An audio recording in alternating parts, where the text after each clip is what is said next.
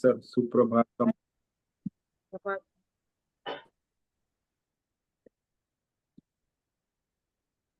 ओम हरिओम सभी जी। नम हरिओम। सुनील ठाकुर। सुनील ठाकुर सुप्रभातम। सुप्रभातम। ओम नमो नारायण। नारायण भैया। ओम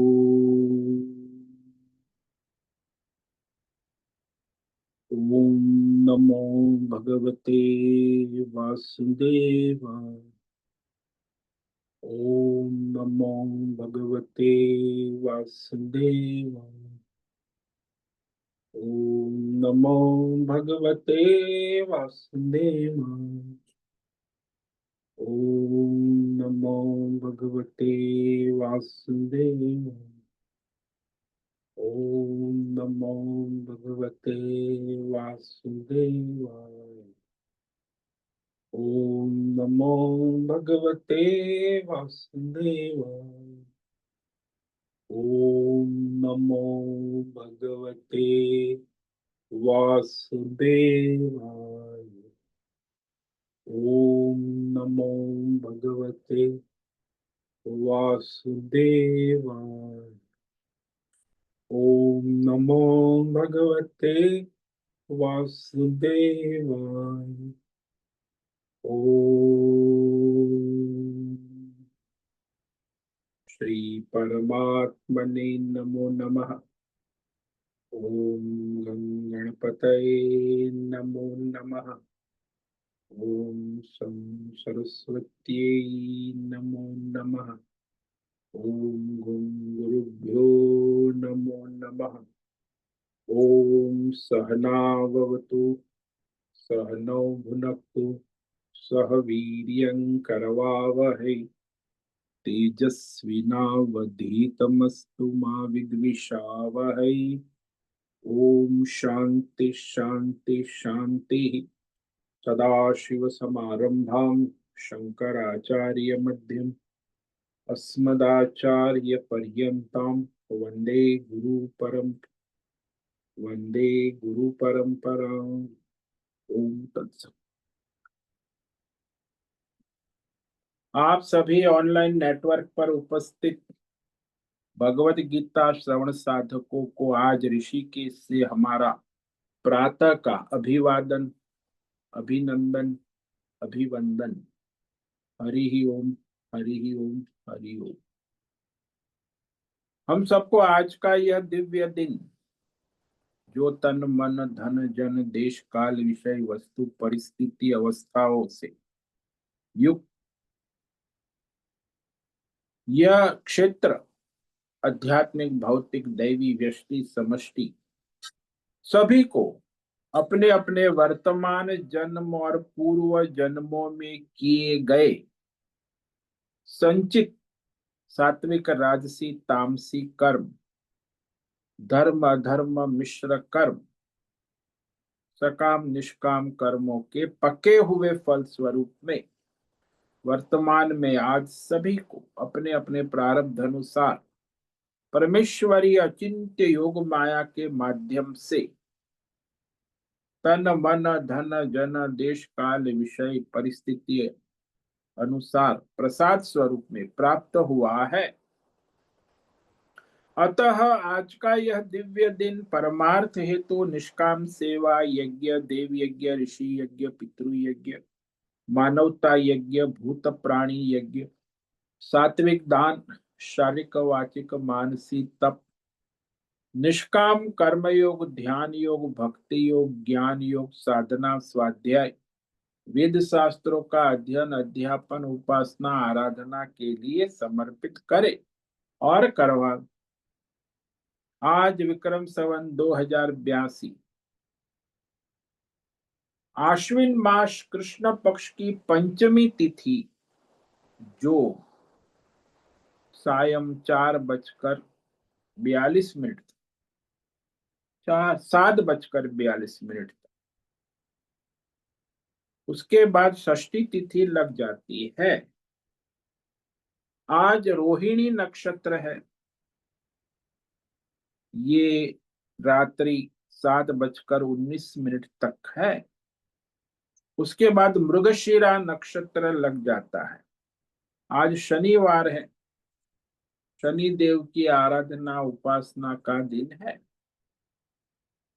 और शरद ऋतु चल रही है। यहाँ ऋषिकेश का रात्रि का न्यूनतम तापमान 16 डिग्री रहा सुबह 4 बजे का, और दिन का दोपहर 2 बजे का अधिकतम तापमान 28 डिग्री रहा है। वायु की गति 5-10 किलोमीटर प्रति घंटा चल रही।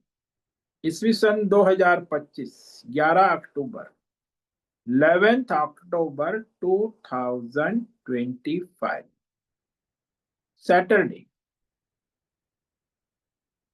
कलयुग का प्रथम चरण सुबह के 6:45 बज चुके हैं और कलयुग का प्रथम चरण 5126वां वर्ष 7वां वैवस्वत मनवंतर श्वेत वराह कल्प ब्रह्मा जी का 26वां दिन और 51वां वर्ष अभी चल रहा है।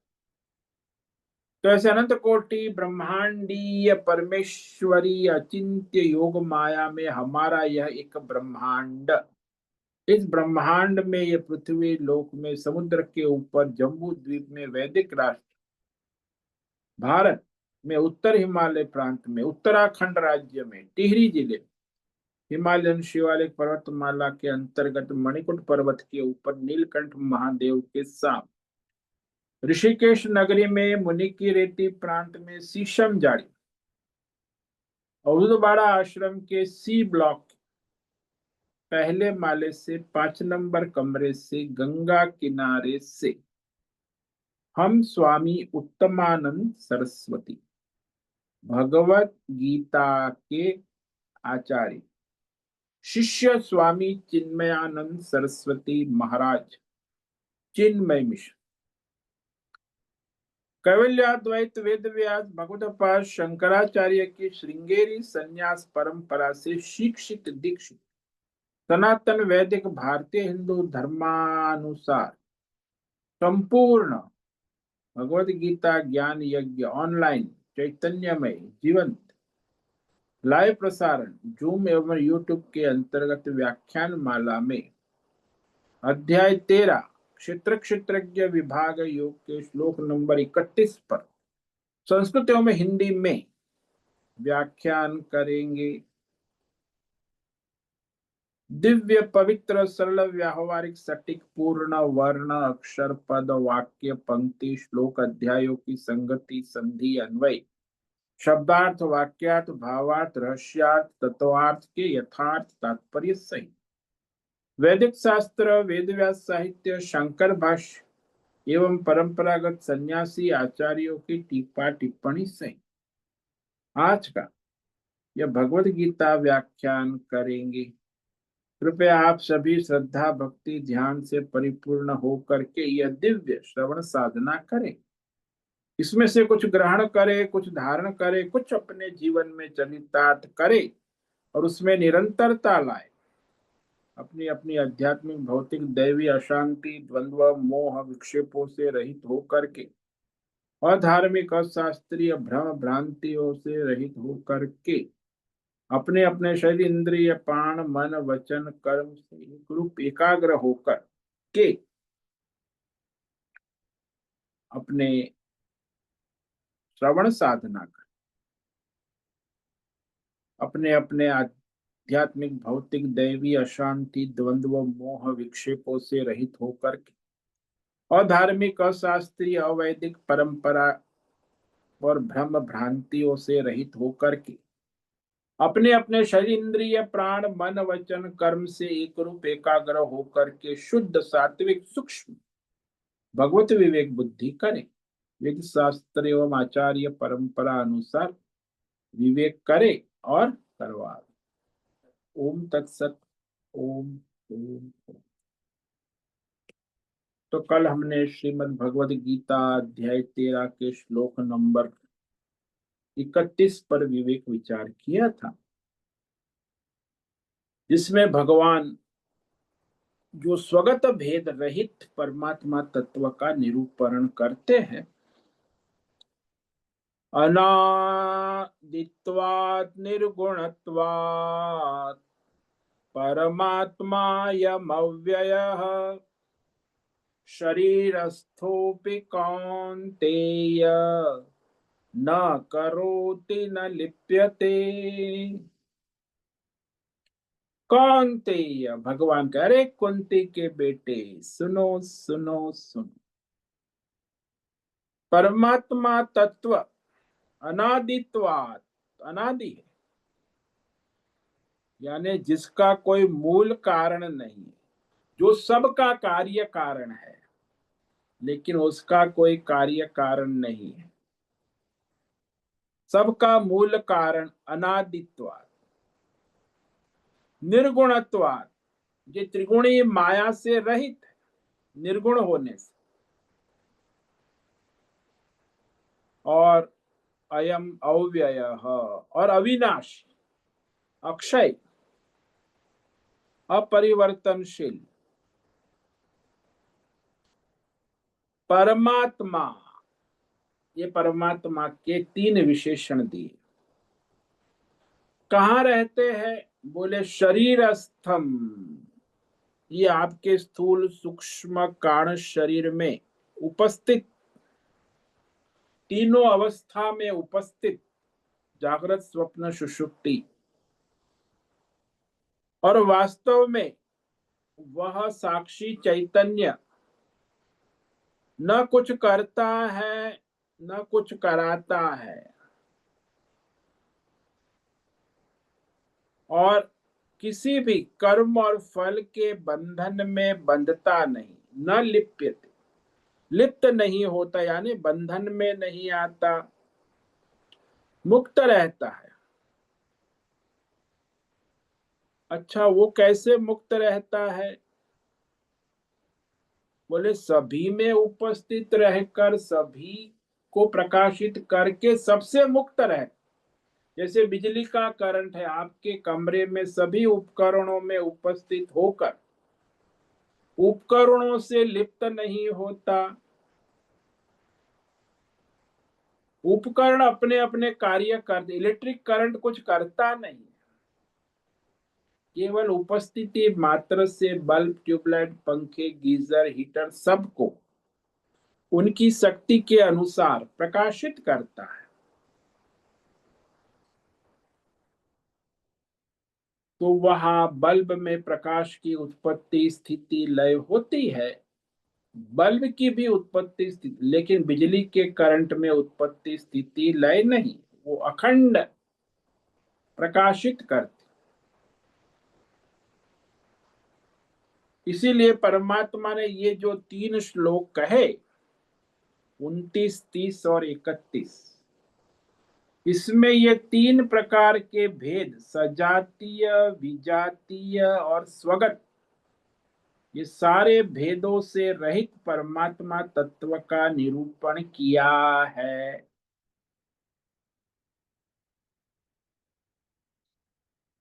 संसार में कई दार्शनिक ऐसे हैं जो समझते हैं कि जीव और जगत ये सब परमेश्वर का ही स्वरूप है, लेकिन ऐसा नहीं है। वह परमेश्वर अशरीरी है, अशरीरी है, इसीलिए सजातीय विजातीय भेदों से रहित है।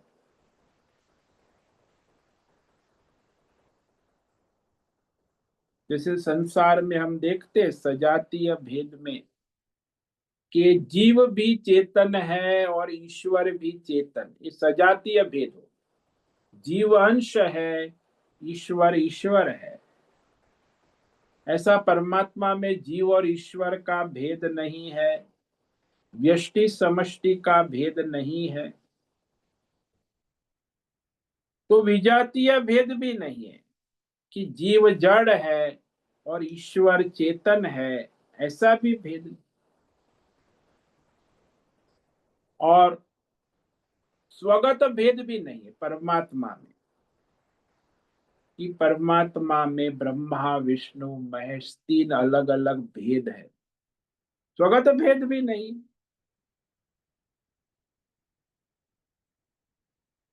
तो इस तरह ये सारा जो भेद भ्रम जो है दुनिया में चलता है परमात्मा के विषय में, एक सजातीय भेद भ्रम, दूसरा विजातीय भेद भ्रम, और तीसरा स्वगत भेद भ्रम। इस सारे भेद भ्रमों से रहित, क्योंकि ये सारी सजातीय विजातीय स्वगत भेद ये सब कल्पनाएं, दार्शनिकों के द्वारा अनेक कल्पनाएं की। हर एक सदी में अनेक दार्शनिक आते हैं और अपनी अपनी कल्पनाएं छोड़ जाते हैं। तो ये सारे दार्शनिक अपनी अपनी युग के अनुसार समय की कल्पनाएं करते रहते हैं, भिन्न भिन्न कल्प। आज की बात नहीं, प्राचीन काल से, सृष्टि के प्रारंभ से ये अनेक दार्शनिकों ने अनेक प्रकार की कल्पनाएं परमात्मा के विषय में की है और करते रहते, अभी भी करते। तो परमात्मा अलग है, जीव अलग है, ईश्वर अलग, ये अलग अलग भेद भ्रम पहले से चले आ रहे हैं, भिन्न भिन्न कल्पनाएं। वर्तमान काल में भी देखो बहुत सारे दार्शनिक हैं, लेकिन वेद स्पष्ट करता है कि परमात्मा केवल केवल परमात्मा ही है। बाकी जो भी आपको जीव जगत देवी देवता के भेद भ्रम प्रतीत हो रहे हैं, वो उस परमात्मा तत्व के अज्ञान से ही प्रतीत होते। पारमार्थिक दृष्टि से केवल एक परमात्मा है और कुछ नहीं। व्यावहारिक दृष्टि से सारे भेद है, उसे हम मना भी नहीं करते, लेकिन पारमार्थिक दृष्टि से कोई भेद भ्रम नहीं। जैसे बुदबुदे है, लहरें है, समुद्र है, उसमें व्यावहारिक दृष्टि से भेद है। समुद्र विशाल है, लहरें बड़ी उछल रही है, बुदबुदे छोटे छोटे हैं। तो ये समुद्र में, बुदबुदे में, लहरों में व्यावहारिक दृष्टि से भेद है, लेकिन जल दृष्टि से कोई भेद नहीं। वही जल है जो बुदबुदे में है, वही जल है जो लहरों में उछल रहा है, वही जल है जो समुद्र रूप में प्रतीत हो रहा है। तो जल की दृष्टि से कोई भेद भ्रम नहीं है और हो भी नहीं सकता, लेकिन समुद्र, लहरें और बुदबुदे की दृष्टि से भेद भ्रम है व्यावहारिक दृष्टि से, और रहेंगे। ऐसे ही परमार्थ दृष्टि से जीव जगत देवी देवता और ईश्वर में कोई भेद भ्रम नहीं है, लेकिन व्यावहारिक दृष्टि से जीव जीव है, जगत जगत है, ईश्वर ईश्वर है, देवी देवता देवी देवता। वो व्यावहारिक दृष्टि से भेद रहेंगे। और व्यावहारिक दृष्टि से भेद क्यों? क्योंकि अज्ञान है, परमार्थ दृष्टि नहीं है, इसलिए व्यावहारिक दृष्टि में भेद प्रतीत हो रहे हैं। लेकिन इस भेद भ्रम को कई दार्शनिक स्वीकार नहीं कर पाते कि परमार्थ दृष्टि को ही स्वीकार नहीं करते, केवल व्यावहारिक दृष्टि से ही बात करते। तो परमार्थ दृष्टि से तो परमात्मा में कोई भेद भ्रम है ही नहीं। इसलिए हमारे सनातन धर्म में जो सन्यासी आत्मज्ञानी परमार्थ दृष्टि में स्थित हो गए हैं, परमार्थ में निष्ठावान है, जिसके अज्ञान नष्ट हो चुके हैं, तो वो सारे जो लौकिक व्यावहारिक दृष्टि से भी उपराम हो चुके हैं। इसलिए उनमें न कोई लौकिक व्यावहारिक दृष्टि नहीं रहती, उसका भी उन्होंने परित्याग कर, तो सन्यासी है ना, परमार्थ में स्थित है। क्योंकि परमात्मा तत्व के अज्ञान से ही ये सारे भौतिक अध्यात्म दैव लौकिक व्यवहार में अनेक प्रकार के भेद भ्रम, देश काल विषय आदि कल्पनाएं उत्पन्न हो जाती। वो परमार्थी है, उसे कोई कल्पना करने की जरूरत नहीं है, क्योंकि उसके लिए देश काल विषय भौतिक सब एक परमात्मा है। जैसे जल तत्व की दृष्टि कर लेने पर फिर उसके लिए समुद्र लहरें बुदबुदों का कोई भेद नहीं रहता, कोई सब जल है।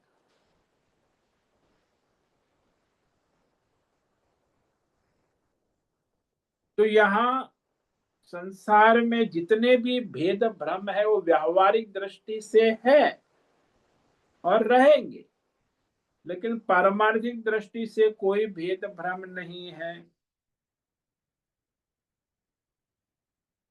जैसे दृष्टांत ले लो, जिस प्रकार से स्वप्न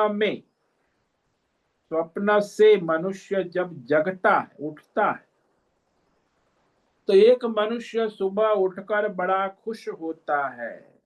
अरे इतनी खुशी, आप क्या बात है?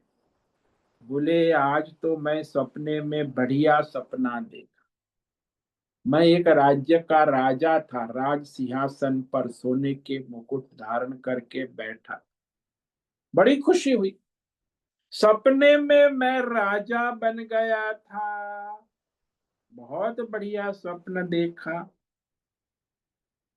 तो उसके बाजू में उसका मित्र सोया था, उठ के कहा, अरे तू तो बढ़िया स्वप्न, मेरे तो एकदम खराब सपना आया था। क्या सपना आया था? अरे मुझे तो, मैं सपने में भिखारी बन गया था, दर दर भीख मांग रहा था, रे कोई मदद कर लो, मैं भूखा प्यासा हूं।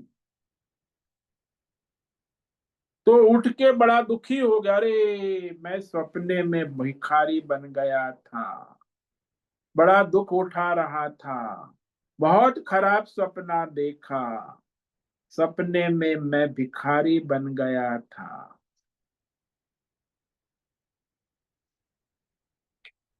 अब दोनों ने सपना देखा, दोनों मित्र है। एक ने सपना देखा मैं राजा बन गया, और दूसरे ने सपना देखा मैं भिखारी बन गया। यह दोनों मानते हैं, स्वप्न में तो उनका स्वप्न सच्चा था, लेकिन जगने के बाद दोनों कहते, अरे ये तो सच्चा नहीं था, मिथ्या था। न तू राजा है और न मैं भिखारी हूं। जागृत में तो न वो राजा है, स्वप्न में था।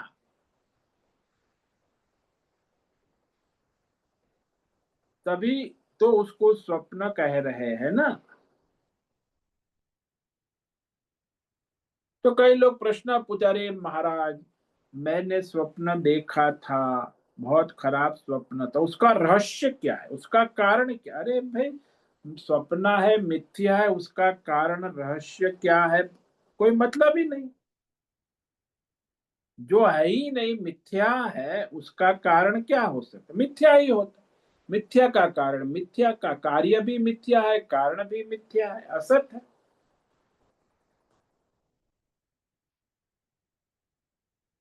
तो स्वप्न का कोई कारण है तो वो मिथ्या है, क्योंकि स्वप्न भी मिथ्या है ना। चाहे अपना अच्छा स्वप्न देखा या बुरा स्वप्न देखा, स्वप्न तो स्वप्न ही है। हमारे सनातन धर्म में एक पूरा स्वप्न शास्त्र भी है, उसमें सब अच्छे बुरे स्वप्नों का रहस्य, लेकिन वो भी मिथ्या है। जब स्वप्न ही मिथ्या है तो उसके अच्छे बुरे रहस्य भी मिथ्या ही है। स्वप्न स्वयं असत है, मिथ्या है, झूठा है। इस रहस्य को जो जान लेता है,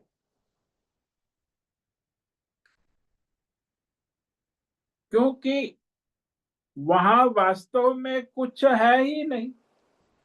स्वप्न में जो देखा था वो कुछ है ही नहीं, वहां भी नहीं था, स्वप्न में भी नहीं था, और जगने के बाद भी नहीं है।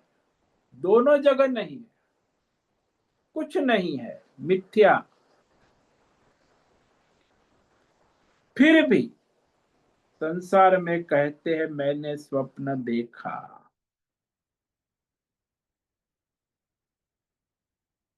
ठीक वैसे जब हम ये अपना व्यवहार चलाते हैं, संसार जागृत व्यवहार,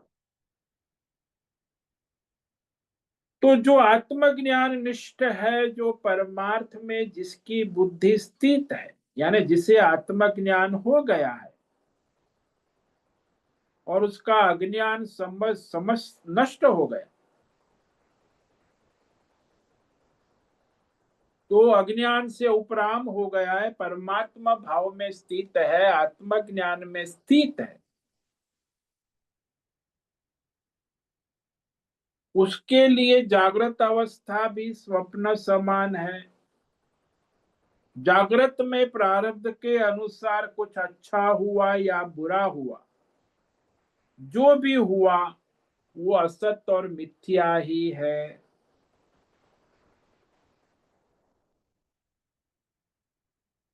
तो जो आत्मज्ञानी है, जो अपने परमात्मा स्वरूप में स्थित है, उसके लिए स्वप्नवत जागृत भी मिथ्या है। जागृत में कोई करोड़पति है तो भी मिथ्या है, और कोई भिखारी है तो भी मिथ्या है, असत। सत्य नाम की कोई चीज है ही नहीं।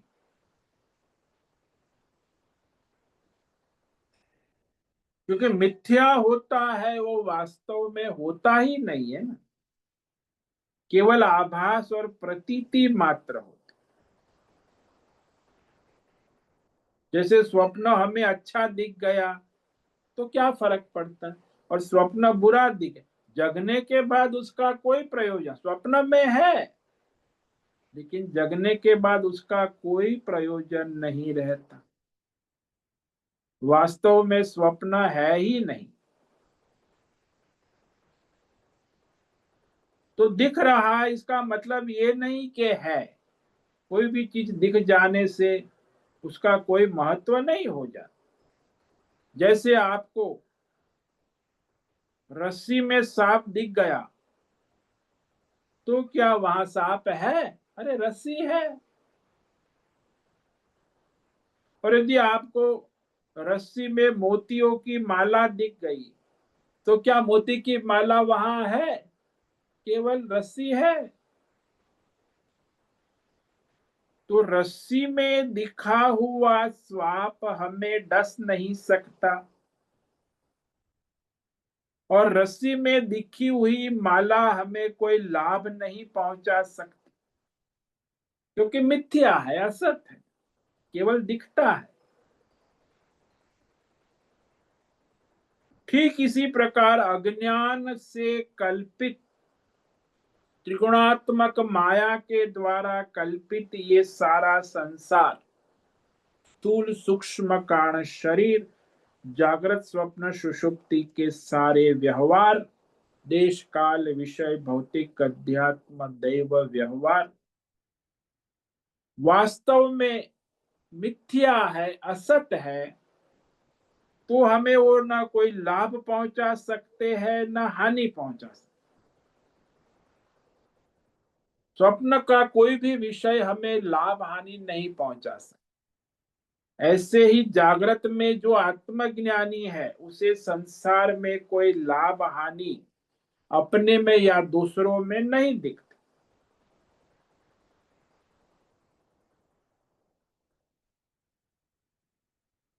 तो वास्तव में जो कर्म हो रहा है स्वप्नवत है ना, तो न हुए हैं और उनका फल भी नहीं हो सकता। जो कर्म स्वप्नवत मिथ्या है, असत है, ऐसा जिसने जान लिया जागृत के, तो उसका फल भी स्वप्नवत मिथ्या ही हो जाता है। इसलिए जिससे आत्मज्ञान निष्ठा प्राप्त हो गई है, जिसको हम सन्यासी कहते, आत्मज्ञानी, उसे मिथ्या कर्म करने से कोई मतलब नहीं। करे कि न करे, प्रारब्ध है उस अनुसार वो मिथ्या कर्म प्रतीत होते। न मिथ्या कर्म वो करता है, न मिथ्या कर्मों के फल भोगता है। तो प्रारब्ध के अनुसार वो कर्म और फल के बंधन से मुक्त हो जाए। हालांकि हो रहे, कर्म तो हो रहे प्रारब्ध के अनुसार, फल भी आ रहे, लेकिन उसका उसमें कोई संग नहीं है, क्योंकि वो साक्षी चैतन्य दृष्टा है। सदा सर्वत्र सब में अपने आत्म स्वरूप का दर्शन करने वाला मनुष्य, उसके जो आत्मज्ञान के बाद के किसी भी प्रारब्ध कर्म में कोई बंधन नहीं, क्योंकि शरीर है, उपाधि है, उसके कारण कुछ कर्म प्रतीत होते, नाम रूप गुण दोष के द्वारा ही कर्म प्रतीत होते हैं। और सभी को कर्म की प्राप्ति उसके नाम रूप गुण दोष उपाधि से ही होती। और ये शरीर जब तक है तब तक उसमें कोई कर्म प्रतीत होंगे। कि जो अज्ञानी मनुष्य है उसमें भी कर्म है, नाम रूप गुण उपाधि। और आत्मज्ञानी है वो भी नाम रूप शरीर के साथ है, लेकिन उसको वह कर्म सर्वथा मिथ्या ही प्रतीत होते हैं।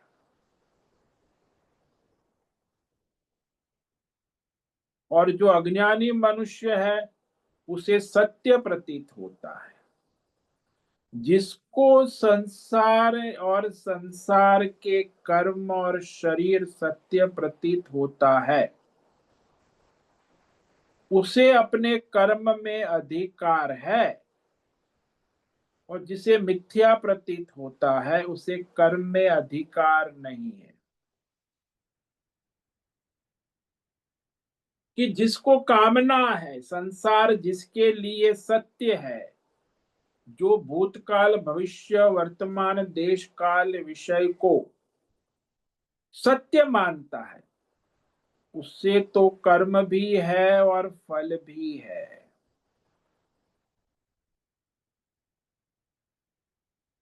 इसलिए सारे कर्म किसके लिए है, कर्म शास्त्र किसके लिए है?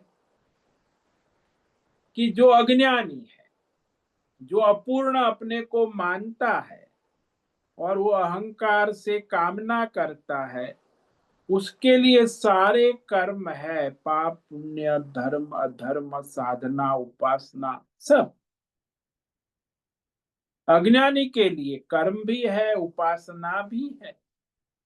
जो आत्मज्ञानी है उसे न कोई कर्म है न कोई उपासना है, न कोई कर्म फल से उसका कोई संबंध है। जैसे स्वप्न के कर्मों को, उसके फलों को जागृत अवस्था में कोई स्वीकार नहीं करता, कोई भोग नहीं करता, क्योंकि वो स्वप्न के कर्म और फल के भोग का अधिकार जागृत अवस्था में नहीं, स्वप्न में है। जगने के बाद आपने जो स्वप्न में कर्म की है उसका फल आपको भोगना नहीं है, क्योंकि वो मिथ्या है।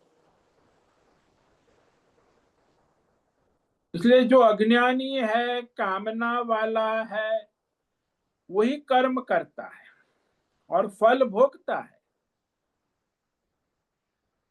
मैं उपाधि वाला है, नाम रूप गुण दोष। जैसे कोई कहे कि मैं ब्राह्मण हूं। अच्छा, आप ब्राह्मण है? हाँ हाँ, मैं ब्राह्मण हूँ, पंडित हूँ, कर्म कांड करता हूँ। तो फिर आपको ब्राह्मणोचित वैदिक कर्म कांड में अधिकार है। जब आप कहो कि मैं ब्राह्मण नहीं हूं, मैं सन्यासी हूं, सन्यासी है तो आपको ब्राह्मणोचित कर्म कांड करने का अधिकार नहीं है। कि ब्राह्मण जो वो है जो अपने शरीर से ब्राह्मण कुल में ब्राह्मणी के गर्भ से जन्म लिया है, उसका शरीर ब्राह्मण है, और ब्राह्मण शरीर से होने उसने मान लिया कि मैं ब्राह्मण हूं यानी शरीर हूं, और मेरा शरीर ब्राह्मण है, तो ये ब्राह्मण शरीर का अभिमान होने से मैं ब्राह्मण हूं उसको लगता है, इसीलिए उसे ब्राह्मणोचित वैदिक कर्म कांड करने का स्वधर्म कर्तव्य खड़ा हो जाता है। लेकिन जो सन्यासी है, आत्मज्ञान निष्ठ है, कहता है न मैं ब्राह्मण हूं, न मैं क्षत्रिय हूं, न वैश्य हूं, तो उसे कोई कर्म का अधिकार वेद भी नहीं दे। वैदिक कर्म प्रारब्ध के अनुसार उसके कर्म होते हैं, लेकिन उसे किसी कर्म करने का अधिकार नहीं है, क्योंकि उसको अभिमान ही नहीं है ना, शरीर का अभिमान कि मैं ब्राह्मण हूं, क्षत्रिय हूं, स्त्री हूं, पुरुष हूं। जिसको अपने शरीर का अभिमान है स्थूल सूक्ष्म अज्ञान के कारण, तो उसे फिर ब्राह्मण क्षत्रिय स्त्री पुरुष आदि कर्म स्वधर्म कर्तव्य आ ही जाता है। इसलिए जो आत्मज्ञान निष्ठा वाला है या वाली है, वह कोई भी कर्म उसके लिए है नहीं, वेद शास्त्र भी उसे कर्म नहीं बताते हैं, लेकिन जिसको उपाधि है किसी न किसी नाम रूप गुण जाति का बतलाता है, तो उस उपाधि के अनुसार उसे कर्म आ जाते हैं। आप कहीं भी चले जाओ, आप पूछो उन्हें आप कौन है, ये होटल में, ओ मैं वेटर हूं, तो आ गया कर्म। आप कौन है, मैं कुक हूं, बनाता हूं रसोईया, तो कर्म आ गया। फिर आप कहे कि मैं कोई नहीं हूं, बस साक्षी हूं, बस देख रहा हूं, यहाँ आया हूं होटल देखने, यहाँ मैं कोई नहीं हूं, कुछ नहीं, तो उसे वहां क्या कर्म है, कोई कर्म नहीं। देख लो देख लो, देखने में कोई हर्ज नहीं है, किचन देख लो, होटल देख लो, वेटर को देख लो, मेनू देख लो, बस खाली देखना है। देखने वाले को कोई बंधन नहीं, क्योंकि उसे कोई उपाधि नहीं, कोई कामना नहीं। हाँ, होटल में जो कामना से आया है खाने के, तो मेनू देखेगा, तो कर्म है। जो साक्षी है, केवल दृष्टा है, उसे कोई कर्म का प्रयोजन नहीं है, कर्मों का जब कर्म ही नहीं है तो फल कहां से आए। क्योंकि जब तक मनुष्य अज्ञान से किसी न किसी नाम उपाधि को धारण करता है, तब उसे कर्म और फल का सिद्धांत लग जाता है। अब जो सन्यासी है, जो नाम रूप गुण जाति उपाधि को वह जानता है कि ये सर्वथा है ही नहीं, तो फिर उसे न करोति न लिप्यते, ये न करोति न लिप्यते उपाधि वाले के लिए नहीं है, जो उपाधि रहित है, जो कहता है मैं शरीर ही नहीं हूं, सूक्ष्म शरीर नहीं, मैं क्षेत्र ही नहीं, मैं सच्चिदानंद आत्मा हूं, तो क्या कर्म करेगा। आत्मज्ञान निष्ठा से युक्त है ना। तो जब तक मनुष्य अपने को शरीर मानता है, स्त्री पुरुष मानता है, ब्राह्मण क्षत्रिय मानता है, जानता है, तब तक उसे स्वधर्म कर्म वेद शास्त्र भी कहते हैं। यदि आप ब्राह्मण क्षत्रिय वैश्य शूद्र स्त्री पुरुष नहीं हो तो आपको क्या कर्म है? कोई कर्म नहीं है, कोई बंधन नहीं। न करोति न लिप्यते। इसलिए संसार में जो आत्मज्ञानी सन्यासी के लिए कहा कि जिन्होंने सारे कर्मों का और उसके फलों का परित्याग कर दिया, मतलब प्रारब्ध के अनुसार जो है चल रहा है, केवल प्रारब्ध कर्म भी ईश्वरार्थ समर्पित भाव से कर लेता है, लेकिन उसमें उसे कोई कर्म और फल की तृष्णा नहीं, अहंकार नहीं है कि मैंने किया, बस हो रहा है। तो ये जो वैदिक और शास्त्रीय और लौकिक कर्म में अधिकार उसी को होता है जो उपाधि वाला है, नाम रूप गुण दोष जाति, तो उसे कामना है तो वो कर्मों का अधिकारी है। जिसे कोई कामना ही नहीं है वो किस कर्म को करेगा? इसीलिए उसके कर्मों का त्याग सहज हो जाता है। इसीलिए सन्यासी को इस संसार में जो आत्मज्ञान में निष्ठ है, स्थित है, उसे संसार में कोई कर्तव्य नहीं। वेद भी कहता है उसे कोई कर्तव्य नहीं। वैदिक कर्म नहीं है, लौकिक कर्म भी नहीं। आजकल जो आधुनिक सन्यासी हो गए इस सदी में, जरा आश्चर्य है, इस सदी में बड़े आधुनिक सन्यासी दार्शनिक आ गए हैं, और ये मॉडर्न आधुनिक दार्शनिक सन्यासी कहते कि चलो आपको वैदिक कर्म तो नहीं करने हैं, लेकिन आप जिस समाज में देश में रहते हैं उसके कल्याण के लिए आपको एनजीओ कर्म करना हो। आजकल सन्यासी लोग एनजीओ चला रहे हैं, ये भी महाभ्रम है। अरे मिथ्या है संसार, समाज भी मिथ्या है, तो तुम्हें एनजीओ से क्या लेना दे?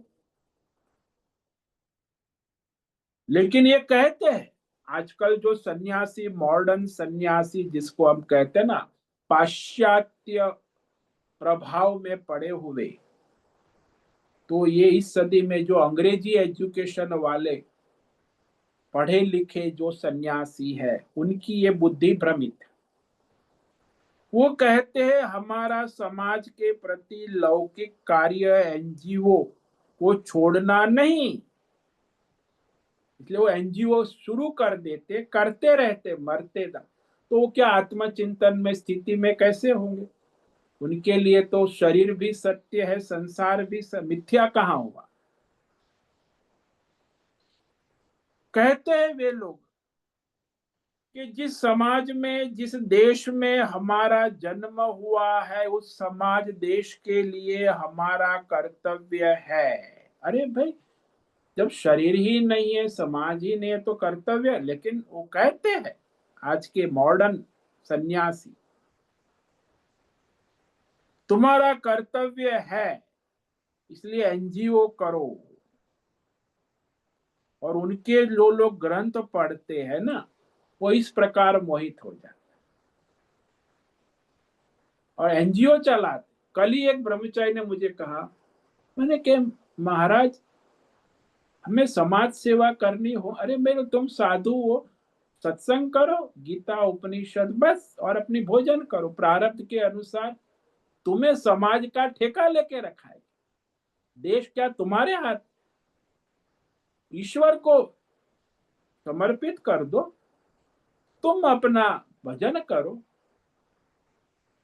लेकिन ये सब ठेकेदार बन गए समाज के, देश के।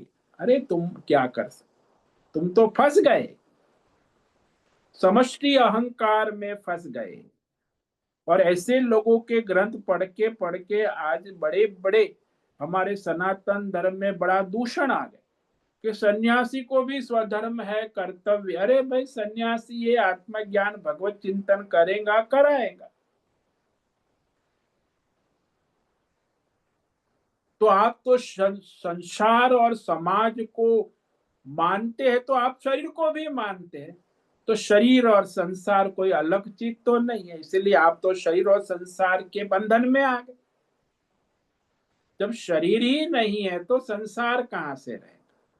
जो सन्यासी आत्मज्ञान में स्थित है, उसके लिए इस संसार में वैदिक या लौकिक सामाजिक कोई कर्म का प्रयोजन नहीं रहता है।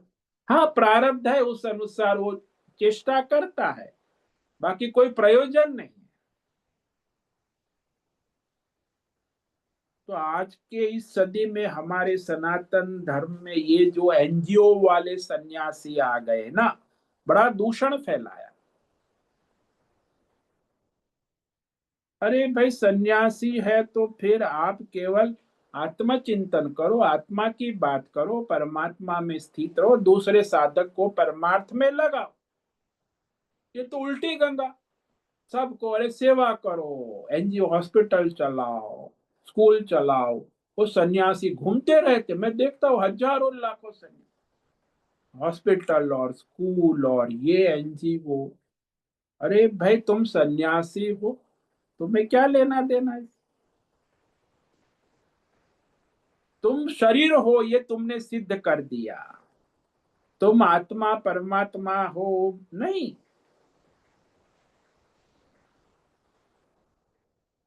तो देश भी शरीर में ही तो उत्पन्न हुआ ना। और शरीर वो किसी माता से उत्पन्न हुआ, तो आप तो अपने शरीर और देश के चक्कर में आ गए।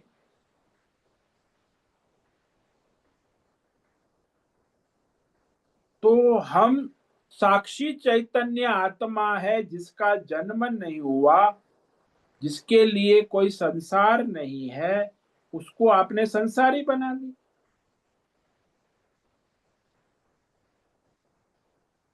अरे भाई, भौतिक शरीर के साथ संसार का, समाज का, सबका लय हो गया। लेकिन ऐसे लोग आजकल जो सन्यासी होकर घूम रहे हैं और कहते हैं कि सन्यासी को वैदिक कर्म छोड़ दिया उन्होंने, लेकिन एनजीओ करेंगे, देश के प्रति कर्तव्य है, स्वधर्म। अरे भाई, क्या देश के प्रति समाज देश के प्रति कर्तव्य मानते हो, तो अपने शरीर के उत्पन्न होने को भी आपने स्वीकार कर लिया कि आप शरीर हो, आप संसारी हो, तो आप सन्यासी नहीं हो।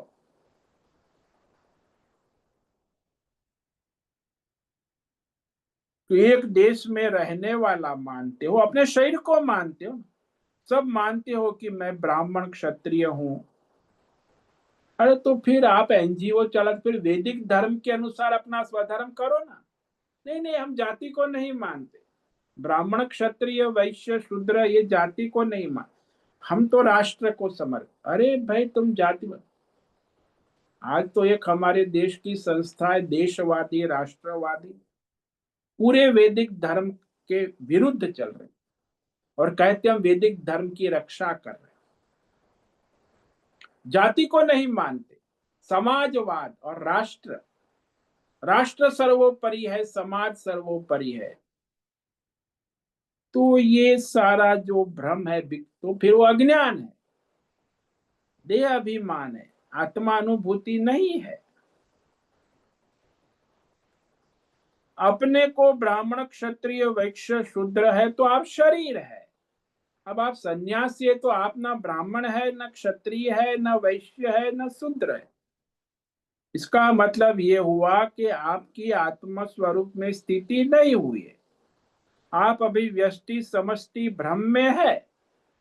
एक तो व्यष्टि अहंकार छोड़ दिया कि मैं तो अपने शरीर, लेकिन मैं राष्ट्र को समर्पित, तो समष्टि अहंकार में भ्रमित हो गए। और लौकिक सामाजिक एनजीओ व्यवहार ऐसा कुछ करने के प्रारब्ध के अनुसार जो है वो भोगना है। इसीलिए सन्यासी को केवल प्रारब्ध होता है, एनजीओ लौकिक कर्म या वैदिक कर्म या और किसी प्रकार के कर्म का कोई प्रारब्ध उसका है। कोई कहाँ झोपड़ी में पड़ा है, कोई महल में है, प्रारब्ध है, शरीर है। प्रारब्ध व्यवहार का मिथ्या दृष्टि से व्यवहार कर ले। प्रारब्ध भी जो है उसमें भी उसकी मिथ्या दृष्टि है, सत्य नहीं है। इसीलिए जो सन्यासी है उसे किसी भी वैदिक लौकिक सामाजिक कर्म का अधिकार नहीं है, और जो प्रारब्ध कर्म कर रहा है वो भी मिथ्या है। प्रारब्ध कर्म जो जीवन निर्वाह हो रहा है वो भी मिथ्या है। शरीर है तब तक है, शरीर उपाधि नाम रूप रहते हुए वो उसमें लिप्त नहीं होता, बंधन में नहीं आता। इसीलिए कहा न करोति न लिप्यते। प्रारब्ध कर्म का भोग करते हुए भी, प्रारब्ध अनुसार रहते हुए भी वह न कुछ करता है, न कुछ भोगता है, न कुछ कराता है, न बंधन में आता है। इस रहस्य को अब भगवान आगे उदाहरण के दृष्टांत के द्वारा कहते कि आत्मज्ञानी जो है वो मुक्त है, उसे कोई कर्म और फल का बंधन नहीं। ये दृष्टांत जो है आकाश का दृष्टांत, इस पर हम कल विचार करेंगे। आज पढ़ते हैं। यथा सर्वगतं सौक्ष्म्यात् आकाशं नोपलिप्यते सर्वत्रावस्थितो देहे तथात्मानोपलिप्यते। भगवान कहते जैसे यथा सर्वगतम आकाशम सौक्ष्म्यात् न लिप्यते, जैसे सर्वव्यापक आकाश सूक्ष्म होने के कारण कहीं मिलता जुलता मिलावट में नहीं रहता, अपने स्वरूप में रहता, किसी के संबंध युक्त नहीं होता। पृथ्वी जल अग्नि वालू वाला आकाश नहीं होता। हाँ रहता है, पृथ्वी जल वायु अग्नि में रहता है, लेकिन पृथ्वी जल अग्नि वायु वाला होता नहीं। आकाश आकाश ही रहता है। घड़े में रहता है, कमरे में रहता है, फिर भी वो घटाकाश महाकाश नहीं हो। पृथ्वी में रहता है, जल में रहता है, अग्नि में रहता, वायु में, लेकिन वो अग्नि वायु से असंग रहता, उसे मिलता जुलता नहीं है, लिप्त नहीं होता, उसके संबंध में नहीं आता, उसके बंधन में नहीं आता। ठीक वैसे ही ये जो आत्मा है निर्गुण होने के कारण व्यष्टि समष्टि संसार में माया के गुणों से रहित, माया से रहित होने के कारण, माया में रहते हुए भी वो त्रिगुणी माया से लिप्त नहीं होता, मिलता जुलता नहीं है, संबंध से युक्त नहीं होता, असंग रहता है। क्योंकि निर्गुण है ना परमात्मा, और माया सगुण है, तो सगुण में निर्गुण रहते हुए भी वह उससे संबंध युक्त नहीं होता, असंग रहता। तो इस तरह इस पर हम कल विचार करेंगे कि जो आत्मा में स्थित है वो असंग रहता है, प्रारब्ध के अनुसार उसका व्यवहार जो है व्यष्टि समष्टि मिथ्या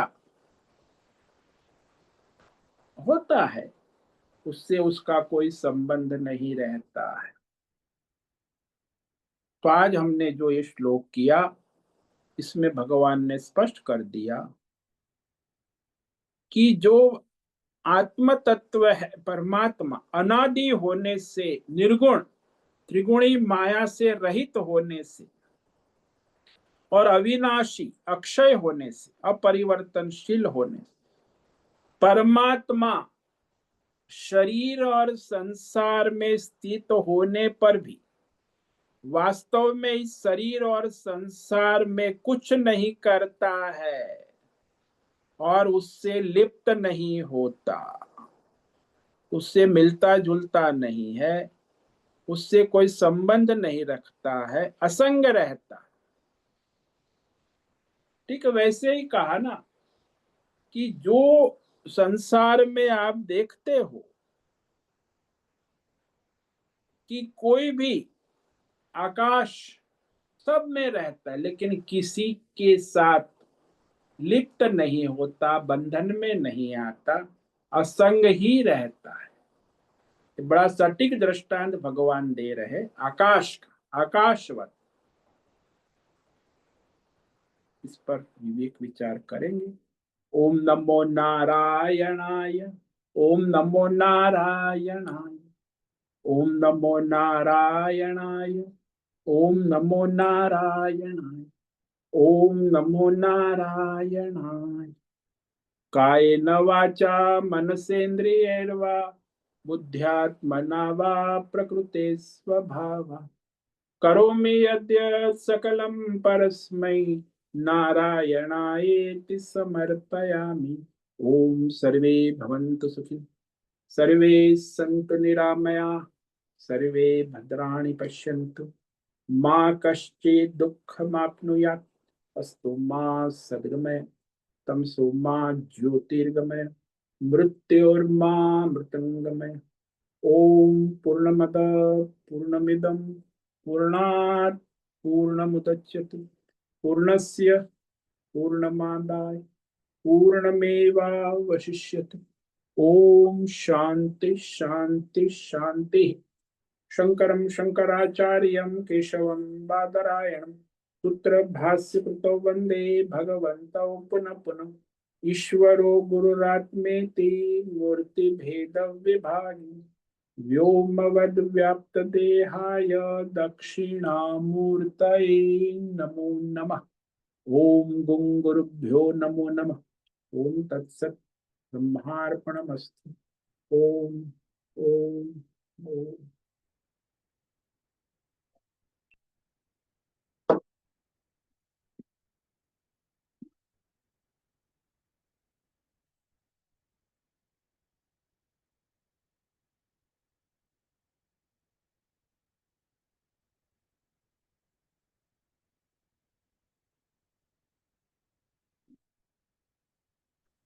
ओम नमो नारायण स्वामी जी। हाँ बोलो हेमा। स्वामी जी, अभी आपने बताया कि परमार्थ की दृष्टि से कोई भेद है ही नहीं, सब सारा जल तत्व है, ना ही बुदबुदे है, ना ही लहरें हैं, हम्म, ना ही मतलब सभी जल तत्व है। वैसे ही माटी का भी आपने उदाहरण दिया, मगर व्यवहारिक दृष्टि में भेद है। हाँ वो तो रहेंगे। हाँ, तो अभी ये जो हम साधक वो परमार्थ तक पहुंचे नहीं, अभी हम व्यवहार में जी रहे हैं, व्यवहार कर रहे हैं एक दूसरे से। तो आपने जैसे बताया कि नाम रूप की उपाधि पहनते हैं तो सब कर्तव्य आ जाते हैं उनको, तो वैसे हाँ ही वो उपाधि उपाधि है तो कर्तव्य है।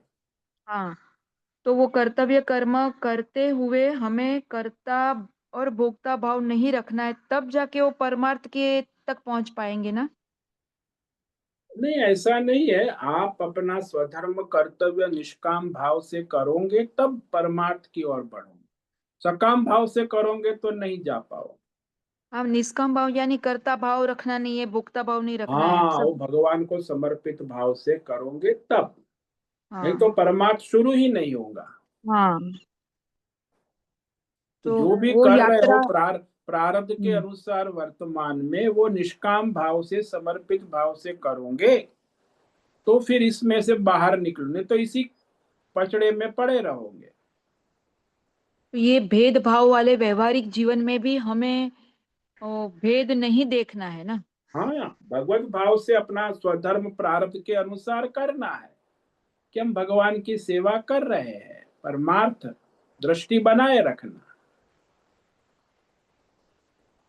इसीलिए कहा ना, ये सन्यासी लोग अभी एनजीओ बेंजीओ चल रहे, सब बकवास, समष्टि अहंकार आ गया ना, परमार्थ कहाँ आया।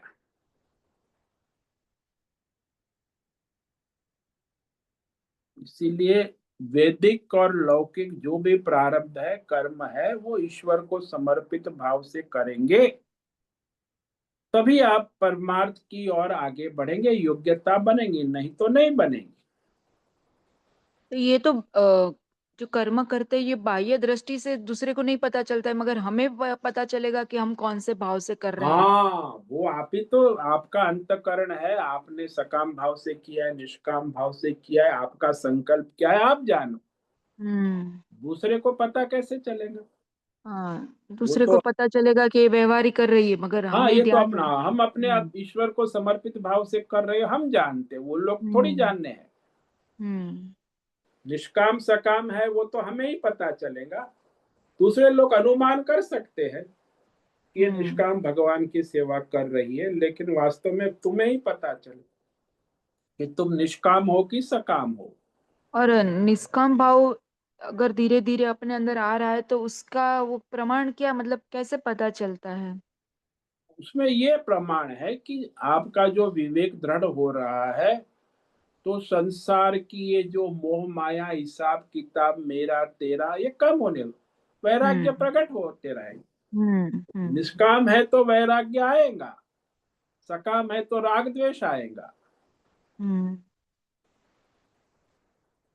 तो निष्काम होंगे तो कर्म भी करोगे, उसमें भी वैराग्य, फल में भी वैराग्य आएगा। अरे भगवान का है, क्या है, मैंने कर लिया, भगवान ने जो दिया सो दिया। तो कर्म में भी वैराग्य आएगा, फल में भी वैराग्य आएगा, हम्म। निष्काम में आएगा, सकाम में धीरे तो आप, धीरे हाँ, प्रवृत्तियां घट जाती है। हाँ, अपने आप हम्म। कम होती जाएगी। हम्म। और फिर वो आपके राग द्वेष नष्ट हो जाएंगे, हम्म। कामनाएं भी नष्ट होने लगेंगी, कर्म जो कामना से हो रहे वो भी नष्ट होने लगे। हाँ, फिर बस तो ऐसा प्रारब्ध लगता है कि प्रारब्ध कर्म ही रहेगा। हाँ, एकांत में रहना अच्छा लगने लगता है, ऐसे कि हाँ, ये सब फिर आपका प्रारब्ध है, उस अनुसार कर्म होगा, तो फिर वो आप उपराम होते जाएंगे। विवेक हुआ तो वैराग्य तो होना ही, निष्काम मनुष्य में वो वैराग्य आता ही है, तो वो करता है, लेकिन वो असंग होके करता, कर्म और फल का संग नहीं करता।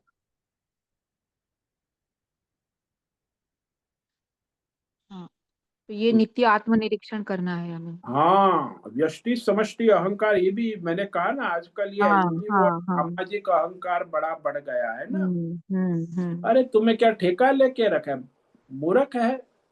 तुम हम्म। परमार्थ करने आए हो कि समाज सेवा करने आए हो। इसको बदल दे, इसको सुधार दे, ये हाँ, ये कर दे। सब बकवास। अरे भाई, तुम परमार्थ करो, तुम्हारा कर्तव्य जो प्रारब्ध है उस अनुसार परमार्थ करो। ये सामाजिक देश और एनजीओ के चक्कर में ना पड़ो। हम्म। हाँ स्वामी जी, समझ में आ गया। बहुत बहुत धन्यवाद। ओम नमो नारायणाय। ओम नमो।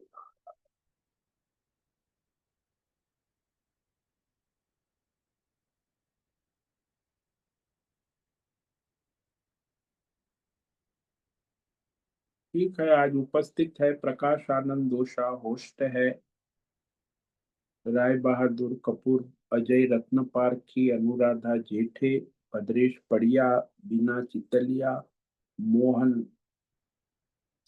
दिनेश पटेल, हेमा कोटक, जयंती पांडा, लीलावती बड़ेकर, मीरा उच्छिल, नैना पुरोहित, निकिता पटेल, पंकज भट्ट, पृथ्वीराज मालव, रेशा रथ, रिची पटेल, सुचिता पाटिल, सुदर्शन दुबे, सुनील ठाकुर, तुषार चौधरी, उर्वशी पटेल, उषा मेनन, अंजलि जोशी। तो आज इतने साधक उपस्थित हैं। आज आपका दिन मंगलमय हो, परमार्थ करे और सबका कल्याण करे। सभी साधकों को आज का ओम नमो नारायणाय। ओम नमो ओम नमो नारायणाय। नारायण ओम नमो नारायणाय ओम नमो नारायणाय ओम नारायण नमो नारायण स्वामी सभी नारायण साधकों को ओम नमो नारायणाय। नारायणाय नमो ओम नमो नारायण नारायणाय स्वामी जी। नारायण। बहुत से निवेदन है, आज का सत्संग पूर्ण करें। ओम नमो नारायणाय। आज का दिव्य सत्संग हम यही पूर्ण करते हैं। सभी साधकों को ओम नमो नारायणाय। ओम नमो नारायणाय।